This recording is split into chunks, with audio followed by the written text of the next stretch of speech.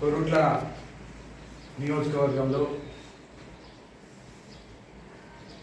మక్కల కొనుగోలు కేంద్రాలు 4 మండలాల్లో ప్రారంభోత్సవం చేసుకోవడం జరిగింది. రైతులందరికీ ఒకటే విజ్ఞప్తి, మక్కల కొనుగోలు స్టార్ట్ అయింది కాబట్టి 2400 మద్దతు ధరతో పాటు మీరందరూ కూడా దాన్ని వినియోగించుకోవాలని, అదేవిధంగా దీనికి మంజూరుకు సహకరించినటువంటి ముఖ్యమంత్రి రేవంత్ రెడ్డి గారు, తుమ్మల నాగేశ్వరరావు గారు, అట్లూరు లక్ష్మణ్ కుమార్ గారు, శ్రీధర్ బాబు గారు, మీరందరూ కూడా మేము విజ్ఞప్తి చేయడం జరిగింది. అదేవిధంగా ఎమ్మెల్యేలు అయినటువంటి జగిత్యాల ఎమ్మెల్యే సంజయ్ గారు, వేములవాడ ఎమ్మెల్యే విప్పు ఆది శ్రీనివాస్ గారు, అదేవిధంగా మానకొండూరు ఎమ్మెల్యే కవంపల్లి సత్యనారాయణ గారు, చొప్పదండి ఎమ్మెల్యే మేడిపల్లి సత్యన్ గారు, వీళ్ళందరికీ కూడా మా కొరుట్ల నియోజకవర్గ రైతుల పక్షాన తెలియజేస్తున్నాను. ఏదైతే రైతుల పక్షాన కాంగ్రెస్ ప్రభుత్వం అనడానికి ఇది పెద్ద నిదర్శనం. అదేవిధంగా మొన్న క్యాబినెట్లో కూడా మంత్రివర్గం ఈ వచ్చే సన్నబడ్లకు 500 బోనస్ ఇస్తామని కోమరెడ్డి శ్రీనివాసరెడ్డి గారు మంత్రివర్గం తీర్మానం చేయడం అనేది ఒక సంతోషకరమైన విషయం. ఈ రాబో కాలంలో రైతులందరూ కూడా ఏకకాలం, ఎందుకంటే మద్దతు ధరతో పాటు బోనస్ కూడా ఎట్ ఏ టైంలో ఇస్తామని మంత్రివర్గం తీర్మానం చేసి చెప్పడం జరిగింది. కాబట్టి ఇవన్నీ కూడా రైతు ప్రభుత్వం ముఖ్యమంత్రి రేవంత్ రెడ్డి గారికి ముఖ్యంగా మాకు ఇక్కడ మునుక జొన్న కొనుగోలు కేంద్రాలను ఏర్పాటు చేసినందుకు మా కొరుట్ల నియోజకవర్గ కాంగ్రెస్ పార్టీ పక్షాన వారికి ధన్యవాదాలు తెలియజేస్తున్నాం. ఇంకొక విషయం ఏంటంటే, స్థానికంగా ఉన్నటువంటి ఎమ్మెల్యే కల్వకుంట్ల సంజయ్ గారు ఏదున్నా ముఖ్యమంత్రి గారి మీద, కాంగ్రెస్ ప్రభుత్వం మీద ప్రతిసారి విమర్శలకు దిగడం జరుగుతుంది. మీరు ఎలక్షన్స్లో మాట్లాడిన మాట ఏమన్నారు? మీరు నియోజకవర్గంలోనే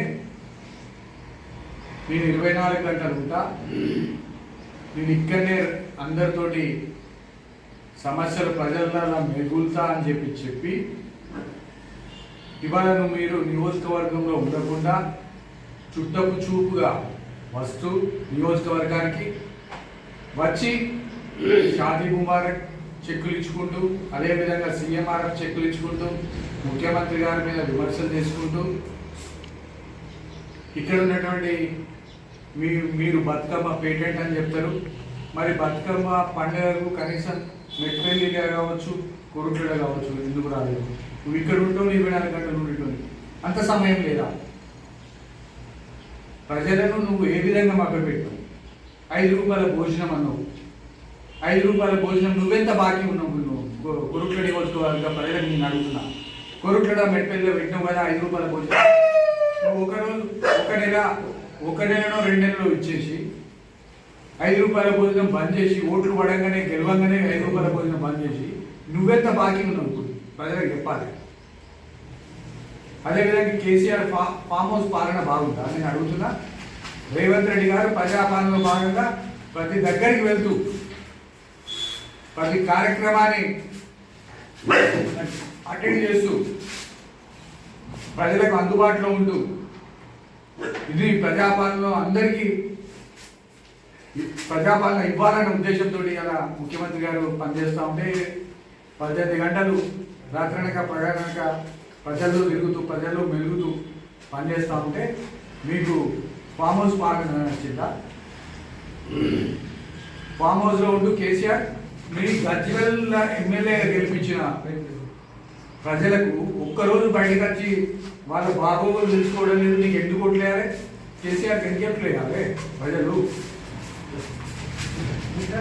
ఈ విధంగా మీరు ప్రజలను తప్పులో పట్టించే అబద్ధాలతో ప్రచారం చేస్తూ ఏదో మేము రైతుల పక్షానని, మీ తండ్రి గారు ఏమన్నారు తెలుసా? ఆ రోజు ధర్నా మక్కల కొనుగోలు కేంద్రాల కోసం ధర్నా చేసి ర్యాలీగా పోతుంటే వాళ్ళ మీద కేసులు పెట్టిన చరిత్ర మీ కథముల కుటుంబాలు. దోతులు కొట్టుకున్న వాళ్ళే రైతులని మాట్లాడింది మీ తండ్రి గారు విద్యాసాగర్. ఇప్పుడు ఇప్పటికి కూడా వాళ్ళ మీద కేసులు పెడితే ఆ రైతులు కోట్ల చుట్టూ తిరుగుతూ ఉన్నారు ఇప్పటికి కూడా. అదేవిధంగా షుగర్ ఫ్యాక్టరీ ఓపెన్ చేస్తా అని షుగర్ ఫ్యాక్టరీ నడిచే షుగర్ ఫ్యాక్టరీని మూసేసిన ఉరేసుకుంటా అన్న మీ తండ్రి ఎక్కడ పోయింది? ఇవన్నీ మీ హామీలు ప్రజలు మర్చిపోయిరా? నేను ఇదే అడుగుతున్న సంజయ్ గారు, మీరు నియోజకవర్గంలో ఉండి నియోజకవర్గంలో ప్రజల సాధక బాధకాలను గుర్తించి ఇక్కడనే ఉండాలి, నేను ఇక్కడనే ఉంటాను ఓట్లు అడుగుతుంది కదా. మరి ఇప్పుడు ఎందుకు కనబడలేదు? నిన్న దీపావళి పండుగ రోజు ఇక్కడ ఎందుకు ఉండలేదు? కోరుట్ల మెట్పల్లిలో ఎందుకు ఉండలేదు? ఇది ప్రజలు కూడా గమనించాలని, వీళ్ళ కల్వకుంట్ల దొంగ మాటలు నమ్మద్దని ప్రజలకు కోరుతా ఉన్నాను.